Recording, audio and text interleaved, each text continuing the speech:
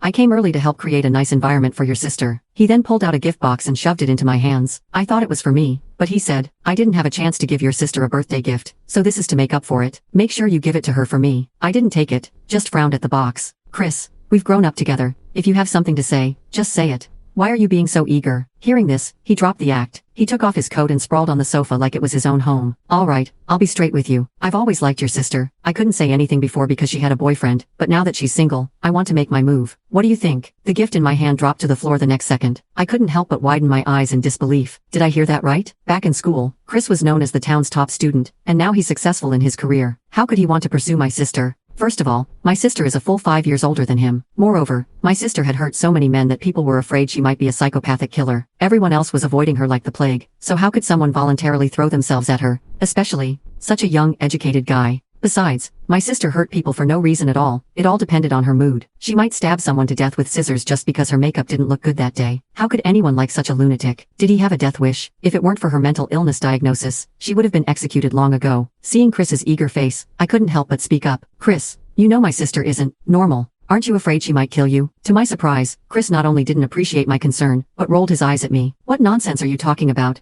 Your sister is like a heavenly fairy. It's those men who weren't worthy of her. How could it be your sister's fault? I really thought I was hallucinating now. Just as I was about to continue, Chris shoved a wad of cash into my hand without letting me speak. As long as you help me with this, I'll make sure you're well rewarded. With that, he turned back to the mirror, preparing to greet my sister with his best appearance. It was too strange. Before I could react, other men from the town swarmed around me like madmen. Mia, you must put in a good word for me with your sister. Get lost. I'm young and strong. I can definitely give you and your sister a good life. What use is strength? I have money. They'll live a life of luxury with me. Choose me. The crowd's voices, one over another, nearly made my head explode. What I found even more incomprehensible was that although my sister was beautiful, she always had a strange odor that made people want to cover their noses and walk away. Moreover, she would hurt people at the slightest provocation. Even I was afraid of her. Yet these people were about to fight each other just to marry her. It was truly bizarre. When my sister walked into the yard and saw the room full of gifts, she could barely move around. Her mood instantly plummeted to rock bottom, and she kicked away the nearest gift box. Who told these idiots to send this stuff? It's annoying just looking at it. I didn't dare to argue. I could only explain after she finished venting while cleaning up the mess. These are from the men in town. They want to marry you, so they sent gifts for your birthday to please you. My sister snorted coldly, casually touching her hair. It seemed that being proposed to was already an extremely ordinary thing for her. Seeing me standing still, she kicked me. What are you standing there for? Can't you see I'm tired? Come and massage my feet. I didn't dare delay, fearing she might split my head open with an axe. I scrambled over, just about to kneel down and reach out, when the local matchmaker, Mrs. Wilson, rushed in impatiently. Oh my, I timed it perfectly, guessing you'd be back by now. Look, I wasn't wrong. You have no idea. People have been lining up from one end of town to the other since early morning. You really are blessed with good fortune. As she spoke, she took out her phone, swiping through photos of men, insisting that my sister must choose one to marry. My sister showed no interest, merely glancing at it casually. They're all trash. None of them are good enough for me. I quickly nodded beside her. That's right, sis. How could any of these men be worthy of you? I think we should forget about it. We can talk about marriage some other time. My intention was to save those men's lives after all. None of my sister's previous boyfriends had lived longer than half a month. Whoever marries my sister would be sending themselves to their death, wouldn't they? But as soon as Mrs. Wilson heard this, she became anxious. Silly girl, what are you saying? Your sister has such good genes. They should be passed down. Get out of the way. Children don't understand these things.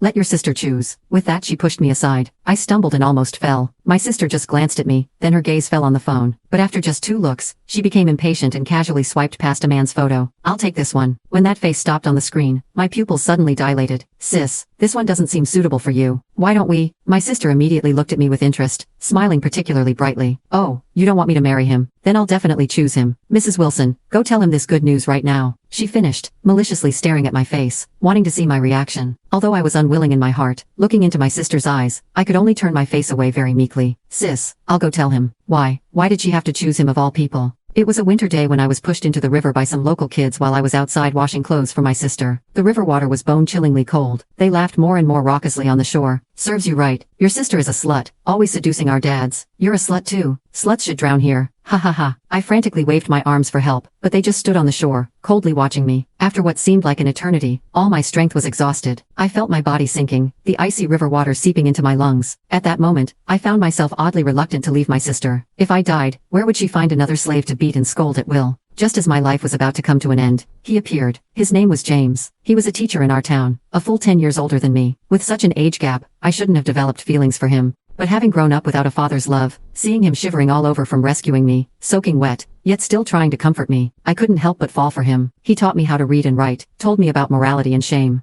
As I grew older day by day, I always wanted to find the right time to express my feelings, but now, I would never get that chance. How did his photo end up here? It certainly couldn't have been voluntary. There must be some hidden story. My thoughts were in a complete mess. Mrs. Wilson put away her phone with a grin. Good choice. He's educated and handsome, a perfect husband material. With that, she waddled off to James's house to announce the good news. But I rushed there ahead of her. He was sitting in his room reading a book. That scholarly appearance, I could never associate him with those ill-fated men. I stumbled into the room. Why did you go to choose my sister's husband? Don't you know her personality and temper? Do you have a death wish? Without waiting for his answer, I grabbed his hand and started to pull him out. Come on, let's go to my house right now and tell my sister this is all a misunderstanding. But before we had taken a few steps, he yanked his hand away. What are you going crazy about? Of course I went to choose because I like your sister. What else did you think it was for? This was like a bolt from the blue. After all, I had always believed he had feelings for me too. I thought he just couldn't express it due to the town gossip. Now, how was I supposed to accept that it was all just my one-sided imagination? My emotions spiraled out of control, and I screamed at him hysterically. She kills people. Think about all those men before. To my surprise, he just sneered. That's because they weren't capable enough, couldn't give your sister what she wanted. I'm different. I'm educated and experienced. Your sister will definitely fall in love with me. Seeing his confident demeanor, my heart ached. Forget it. This feeling was just my unrequited love anyway. Nothing to be reluctant about.